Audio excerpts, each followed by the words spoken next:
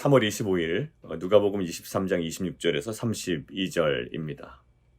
오늘 본문은 크게 두 단락으로 나눌 수가 있는데요. 하나는 26절, 그 26절을 한 단락으로 저희가 나누고요. 27절부터 32절까지를 두 번째 단락으로 나눌 수가 있겠습니다. 여러분들 그 첫 번째 단락 26절은 구레네 사람 시몬에 관한 이야기입니다. 여러분들 구레네 사람 시몬, 이 사람은 지금 구레네로부터 유월절을 지키기 위해서 예루살렘을 찾아온 아마 순례자였을 겁니다. 이 구레네 사람 시몬의 의도는 뭐였을까요? 방금 말씀드린 것처럼 유월절을 지키기 위함이었고요. 그러한 자신의 계획이 있었습니다. 근데 지금 자신의 의도와 계획을 뛰어넘는 어떤 돌발 상황에 노출되기 시작합니다. 마태복음에 보면 이렇게 기록되어 있는데 27장 32절에 시몬이랑 구레네 사람을 만나며 그에게 예수의 십자가를 억지로 지워가게 하였더라. 저는 거기서 예수의 십자가를 억지로 지웠다라는 것들이 좀 관찰되었습니다. 구레네 사람 시몬의 십자가도 아니었습니다. 예수님께서 말씀하신 거 기억하시죠? 너희가 나를 따라오려거든 자기를 부인하고 자기 십자가를 지고 나를 따를 것이니라. 근데 이 십자가는 구레네 사람 시몬의 십자가도 아니었습니다. 예수의 십자가를 자신의 자발성으로 진 것도 아니고 억지로 지워가게 합니다. 마가복음에서도 마찬가지예요. 마가복음 15장 21절에 보면 알렉산더와 루포의 아버지인 구레네 사람 시몬이 시골로부터 와서 지나가는데 그들이 그를 억지로 같이 가게 하여 예수의 십자가를 지웠다라고 되어 있습니다. 그러니까 지금 구레네 사람 시몬은요, 자신의 의도와 계획은 유월절 지키기 위하여 온 겁니다. 그런데 자신의 어떤 그 계획과 상관없이 그것들을 뛰어넘어 억지로 예수의 십자가를 져야만 하는 상황이 온 거예요. 군인들이 그에게 지금 어떻게 오늘 본문 보면 붙들다라는 것은요, 군인들이 시몬을 강압적으로 붙잡았다라는 의미예요. 반항할 수도 없습니다. 억지로 해야 되는 거예요.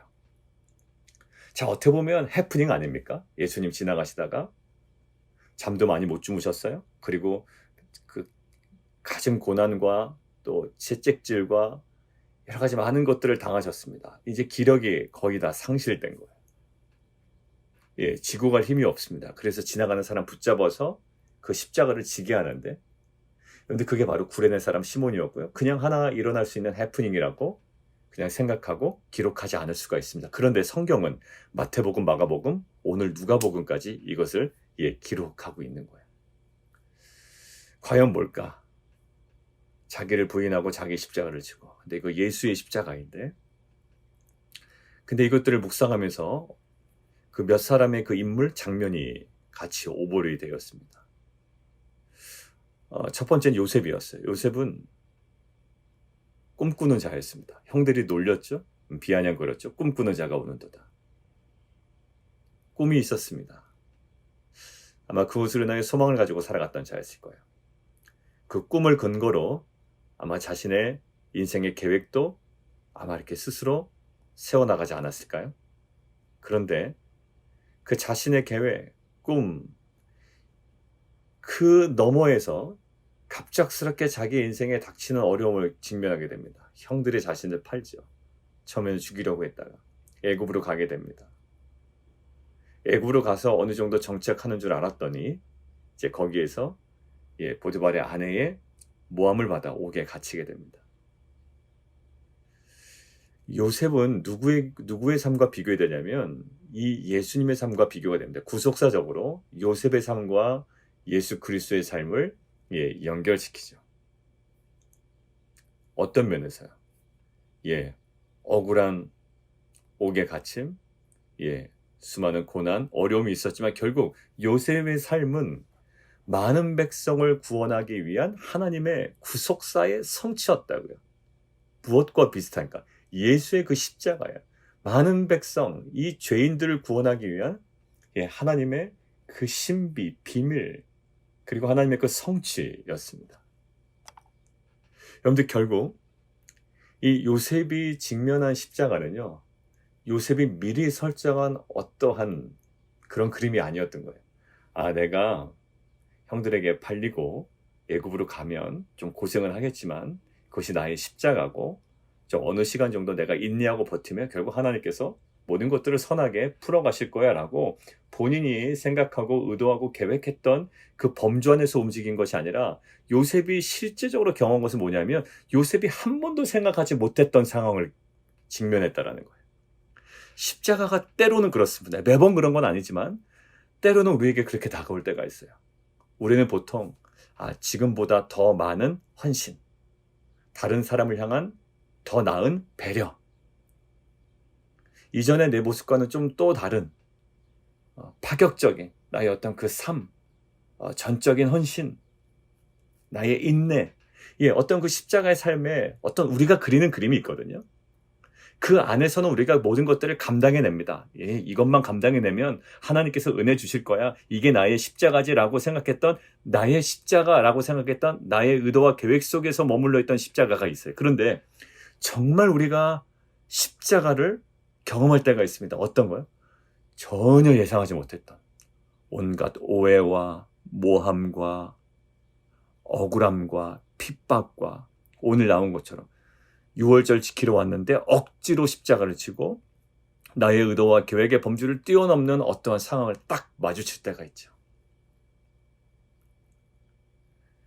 그때 우리가 굉장히 힘들어요, 사실. 전혀 예상하지 않았고 내가 받지 않아도 될 거예요. 마치 예수님이 받지 않아도 될 고난을 받으신 것처럼, 그리고 요셉이 그러했던 것처럼. 근데 오늘 보여주시는 거예요. 구레네 사람 시몬, 이 사람이 예수의 십자가를 질 이유는, 하등의 이유는 없습니다. 자신의 의도와 계획은 율법에 기록된 대로 6월절을 지키기 위하여 정말 최선을 다해 예루살렘으로 온 것뿐이었어요. 하지 않는 사람도 있는데 얼마나 성실하게 또 신실하게 다가왔던 사람이에요. 그런데 그가 전혀 생각하지 못했던 그 지점에서 무엇을 경험합니까? 십자가를 경험해요. 여러분들, 우리 최근에 성도님들 이렇게 나눔 듣다 보면 십자가에 대한 이야기 많이 하잖아요. 그래서 제가 조금 더 헌신하고 제가 조금 더 사람들을 섬기고 이것들이 저의 십자가입니다라고 딱 알고 규정하고 걸어가는 그 길이 있어요. 참 귀하십니다. 맞아요. 그것이 십자가의 하나의 모습이에요. 그런데 우리가 정말 어려워하는 십자가가 있어요. 전혀 예상하지 않았어. 그리고 말도 안 되는 일로 사람들의 오해를 받고, 어떤 사람이 모함하고, 또 내가 예상하지 못했던 경제적인 어려움을 겪고, 전혀 예상하지 못했던 어떤 직장에서의 문제가 생기고, 여러 가지 정말 우리의 계획과 의도를 뛰어넘는 그 장면, 오늘 구레네 사람 시몬에게 갑작스럽게 임했던 그 장면, 예수님의 그동안 삶과 요셉의 삶과는 인과관계가 전혀 이루어지지 않는 그 장면, 그것이 바로 뭘까요? 그게 바로 십자가예요. 그래서 결국 예수님께서 무엇을 얘기하셨을까요?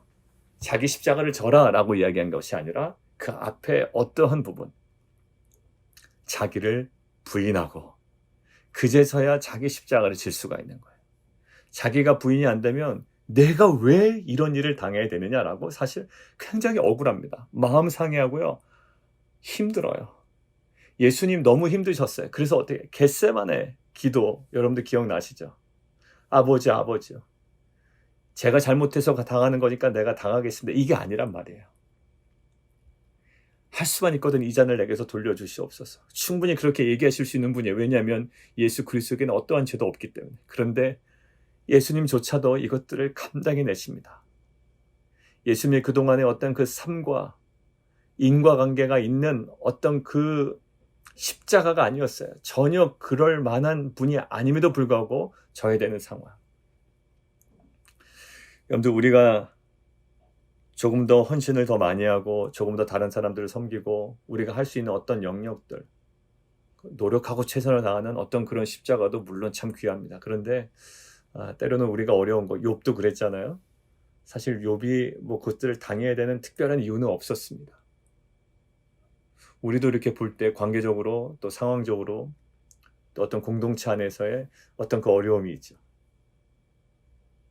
이것이 내가 당해야 되는 거라면 그냥 회개하면 될 건데 딱히 또 그것도 아니란 말이에요. 그때 나의 의도와 계획을 뛰어넘는 그 상황, 이것들을 어떻게 우리가 받아들일 수가? 예수님께서 겟세마네 기도를 통해서 할 수만 있거든 이 잔을 내게서 돌려주십시오. 그러나 나의 원대로 마옵시고 아버지의 뜻대로 하옵소서라는 자기 부인을 통해서 십자가를 향해 가잖아요. 우리도 마찬가지입니다. 자기 부인 되지 않으면 그 십자가는 질 수가 없는 거예요. 특별히 심각하게 자기 부인이 없어도 조금 더 많은 헌신, 조금 더 나은 섬김, 이 정도는 막 그렇게 심각한 자기 부인 없이도 할 수 있습니다. 세상 사람들도 하거든요. 근데 그 십자가는 달라요. 철저하게 자기 부인 되지 않으면 걸어갈 수가 없습니다. 베드로 한번 볼까요? 베드로도요, 얼마나 예수님을 위하여 내가 죽을지언정 배반하지 않겠습니다. 얼마나 이야기를 많이 합니까? 그리고 굉장히 용맹스럽고 의리파이고 괜찮아 보이는 사람이었지만 결국 3번이나 부인하지 않아요? 여러분들, 마지막에 예수님께서 베드로를 다루실 때 요한복음 21장에 이렇게 말씀하십니다.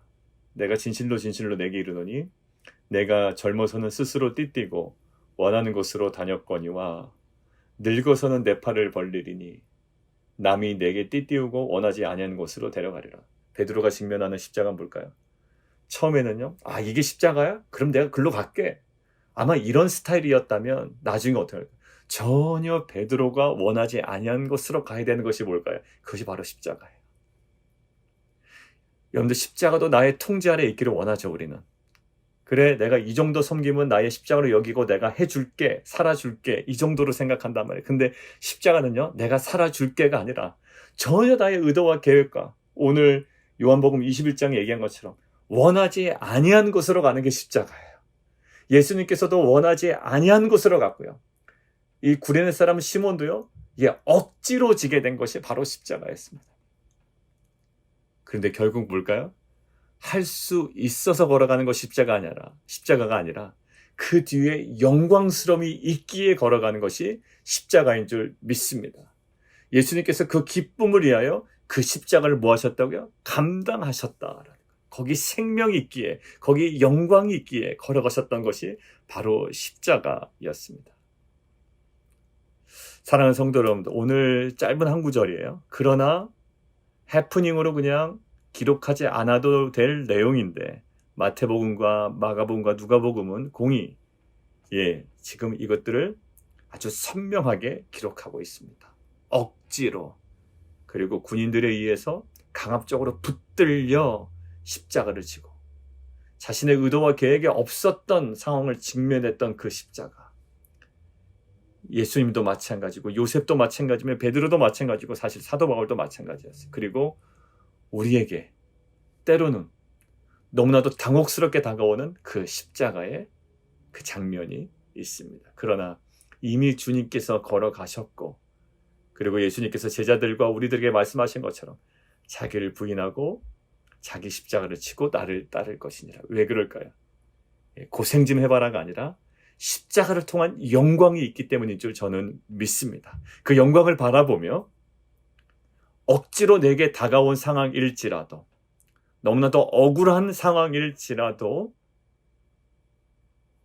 그 십자가를 통해 이루어질 그 영광과 그 생명과 부활과 구원의 역사를 소망하며 나아가는 귀한 공동체 되기를 주님의 이름으로 축원합니다. 그리고 오늘 두 번째 단락 27절 내용을 보면 슬피 우는 여인, 그 여자의 큰 무리가 나타납니다. 근데 그들이 지금 하고 있는 행동이 있는데 가슴을 치며 슬피 우는 여인들이에요. 그 예수님의 그 고난과 또 앞으로 당하게 될 그 죽음에 대한 그 애통함이 있을 겁니다. 여러분들, 이것이 나쁘다고 표현할 수 없어요. 그 향유 옥합을 깨뜨렸던 그 여인에 대해서 굉장히 귀하게 생각하셨던 예수님이에요. 가슴을 치며 슬피 우는 그 여인들, 이 여인들의 나무랄 요량으로 지금 오늘 말씀하시는 것이 아님을 우리는 알 수 있습니다. 28절 보실까요? 예루살렘의 딸들아 대표성을 가지고 있어요. 그 여자에게 이야기하는 것처럼 보이지만 사실 어떠한 메시지가 있다고요. 지금 이 장면은 나를 위하여 울지 말고 너희와 너희 자녀를 위하여 울라라고 이야기합니다. 왜 그럴까요? 왜 이렇게 얘기하셨을까요? 예수님의 죽음에 대해서 애통하면 안 되는 건가? 아니면 고난에 대해서 슬퍼하면 안 되는 건가? 어떤 그 메시지가 아니라요. 오늘 그 뒷부분에 설명이 나옵니다. 왜 너희와 너희 자녀를 위하여 울라고 이야기하는지 29절입니다. 보라 날이 이르면 중요한 시기가 온다라는 거예요. 결국 심판의 시기입니다. 그리고 그것이 너무 고통이 클 거라고 말씀을 하시는 거예요. 어느 정도 고통이 크냐면 보통 일반적인 상황 가운데서는 잉태하지 못하느니 해산하지 못한 배 먹이지 못한 젖은요. 이게 저주의 어떤 상징입니다.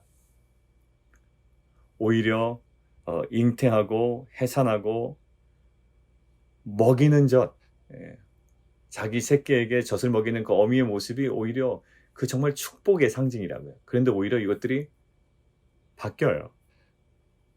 이유는요. 너무 고통이 크기 때문에 오히려 여러분들 고통이 극심할 때 오히려 많은 식솔들이 있는 것은요. 더 큰 부담으로 다가옵니다. 그 정도로 고통이 지금 크다라는 거예요. 30절 그때 사람이 산들을 대하여 우리 위에 무너지리라 하며 작은 산들을 대하여 우리를 덮으라 하니라. 여러분들 이 메시지는 호세아서 10장 8절에도 나와 있는데 이스라엘의 죄, 곧 아웬의 산당은 파괴되어 가시와 찔레가 그 제단 위에 날 것이니 그때 그들이 산더러 우리를 가리라 할 것이요 작은 산더러 우리 위에 무너지리라 하리라. 작은 산더러 무너지리라. 왜 그럴까요? 너무 고통스럽기 때문에 진노의 대상이 되는 것이 너무 고통스럽기 때문에 뭐 하는 것이 더 낫다? 그냥 죽어버리는 게 낫다라는 거예요. 그냥 이 산이 무너져 내려서 죽는 게 낫지 이것들을 견딜 수 없을 정도로 너무 고통스럽다라는 거예요. 결국 호세아서 10장 8절은 우상 숭배로 말미암아 받는 심판, 그것이 너무 극도로 가중하기에 죽는 것이 낫다라는 의미에서 이 작은 산들을 대하여 무너지리라 라고 할 정도라는 거죠. 자, 그리고 요한계시록 6장 16절을 보면 이렇게 나와 있습니다. 요한계시록 6장 16절. 동일한 표현이에요. 산들과 바위에게 말하되 우리 위에 떨어져 보좌에 앉으신 이의 얼굴에서와 그 어린 양의 진노에서 우리를 가리라. 산들과 바위에게 말합니다. 뭐라고 얘기한다면 우리 위에 떨어져라. 진노에서 우리를 가리라. 너무 진노가 크기 때문에 너무나도 고통스럽기 때문에 그냥 떨어져 내려라. 그냥 죽는 것이 낫다라는 거예요. 요한계시록 6장에서는 하나님의 백성을 박해했기 때문에 받는 심판입니다. 그리고 오늘 누가복음 23장 30절에서는요. 작은 산들을 대하여 우리를 덮으라. 왜 그럴까요? 예수를 거부하기에 받는 심판이라는 거예요. 결국 뭐냐면 이 심판이 너무 고통스럽기 때문에 이것들은 너희에게 정해진 운명이야. 그것 때문에 너희를 불쌍히 여기고 너를 위하여 지금 슬피 울어야 돼 라고 하는 것이 이거는 결정된 운명이 아니라 어떤 메시지일까요? 31절 보세요. 푸른 나무에도 이같이 하거늘. 푸른 나무는 예수님을 상징합니다. 그리고 마른 나무는요. 심판받을 이스라엘이에요. 예수를 거부하기 때문에 심판받을 이스라엘. 결국 이런 거죠. 살아있고 싱싱하고 습기가 많은 푸른 나무를 완전 태우는 것보다 죽어서 바짝 마른 나무를 태우는 것이 훨씬 더 쉬울 거다. 그리고 푸른 나무인 예수님에게 그 이러한 고난이 오고 십자가라는 죽음이 있었다면 하나님의 심판이 임할 때에 회개하지 않는 이스라엘, 이 마른 나무 얼마나 더 준엄하게 심판하시겠느냐라는 거예요. 그러니까 이것은 뭘까요? 결정된 운명이니 그냥 너희들은 슬퍼해라 라고 하는 것이 아니라 무엇을 얘기할까요? 마지막까지 그 이스라엘, 그 예루살렘을 향하여 그들의 운명을 고민하시고 그들에게 돌아올 것을 말씀하시는 거예요. 무엇을? 다가올 그 고통과 그 심판에 그 얼마나 크고 얼마나 심각할 것인지를 깨닫고 어디로? 마치 우리가 주일에 묵상한 것처럼 내게로 돌아오라 라는 그 음성. 그러니까 결국 예수의 그 죽음에 집중하여 그것에 슬퍼할 문제가 아니라 이제는 예수님의 죽음을 당하기까지 그 무엇이요? 그 이스라엘의 온 민족의 그 죄가 있었다고요. 그리고 예수를 배격했다고요. 또 앞으로 그것 때문에 받는 진노와 그 심판의 그 무거움이 있는데 그것들을 주목하여 이제 뭐라고요? 너희를 위하여 울라. 여러분, 이것이 지금 이 시즌에 우리에게 하나님께서 허락하시는 분명한 음성을 묻습니다.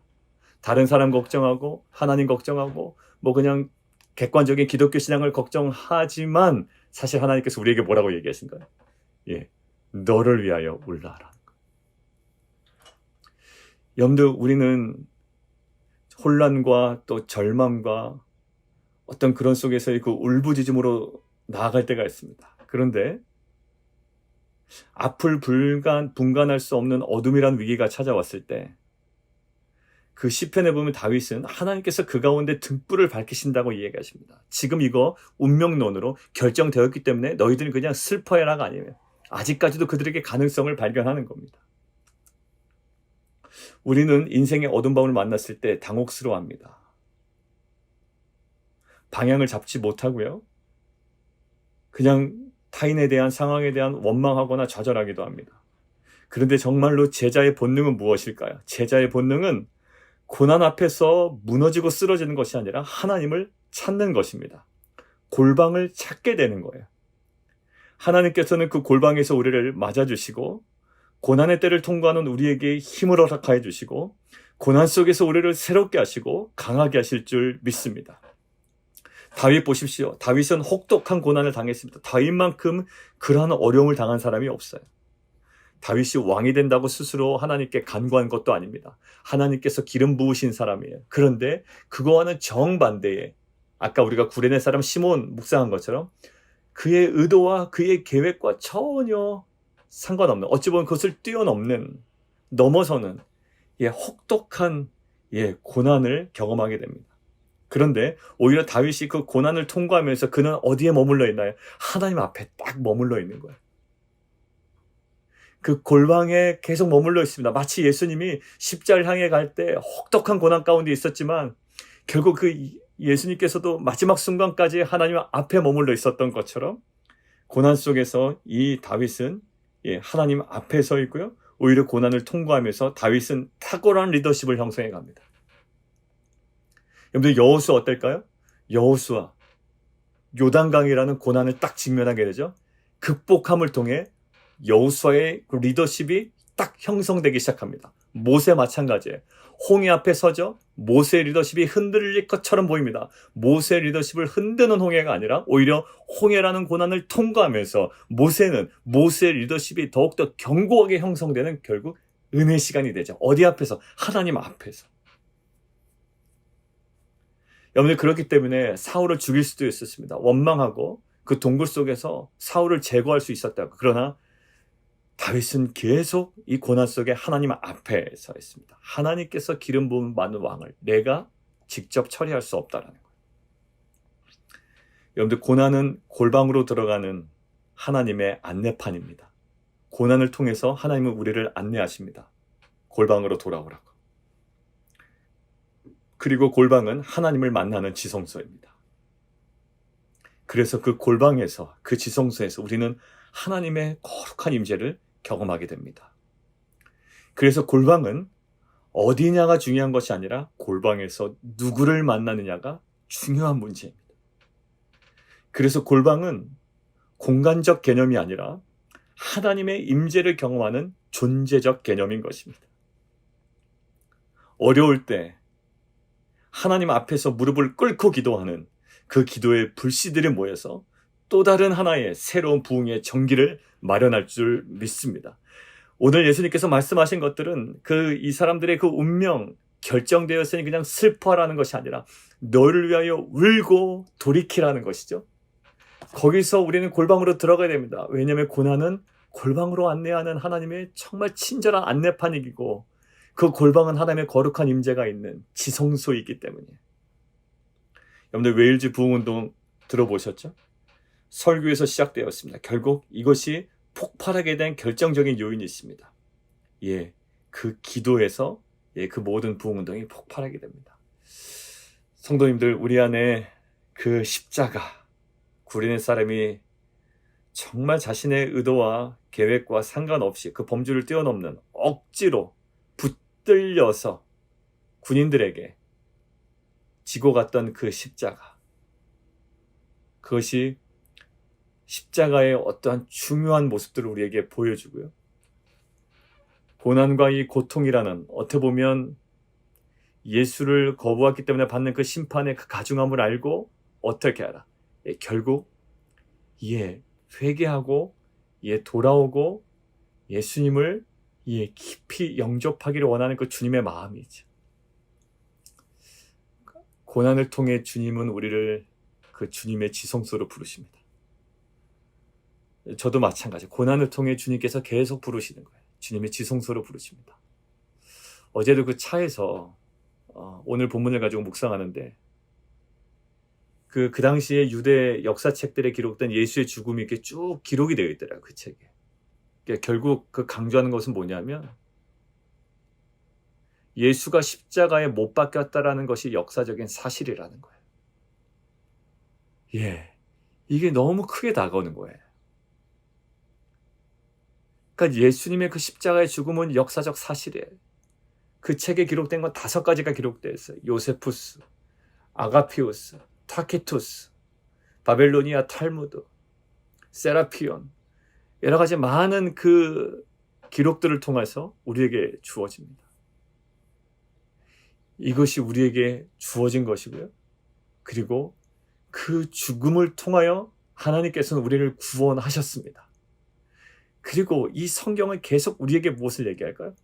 그 고난을 얘기하고 예수님께서 걸어가서는 십자가를 향해 우리를 도전하시죠. 이제 끝났다. 너희들은 태평성대다 라고 이야기하지 않으신단 말이에요. 결국 우리가 걸어가는 이 십자가의 그 영광스러움을 알고요. 영원한 것을 알고 거기에 있는 그 생명을 압니다. 왜? 그것이 우리를 구원했던 능력이기 때문에. 우리가 그 길을 온전히 걸어가기만 한다면 그것 가운데 아까 말씀드린 것처럼 고난 속에 어려울 때 하나님 앞에서 무릎을 꿇고 기도하는 그 기도의 불씨들이 모여 또 다른 하나의 새로운 부흥의 전기를 마련할 줄 믿습니다. 사랑하는 성도 여러분들, 각자의 다양한 어려움도 있고 내가 예상한 그 십자가를 넘어서는 어떠한 그 어려운 어떤 장면일 수도 있고 관계일 수도 있습니다. 그러나 그 고난을 통해 주님께서는 우리를 어디로 부르시는? 겟세마네 기도의 자리로 부르십니다. 골방으로 부르시는 거예요. 거룩한 임재가 있는, 하나님의 뜻이 있는, 그 하나님의 은혜가 있는, 도우심이 있는, 정말 그곳에서 우리를 다시금 세우시고 공동체를 세우시고 정말 새로운 재건과 갱신의 부흥의 전기를 새롭게 마련하고 경험하고 누리는 귀한 공동체 되기를 주님의 이름으로 축원합니다. 우리 함께 기도하며 나가도록 하겠습니다.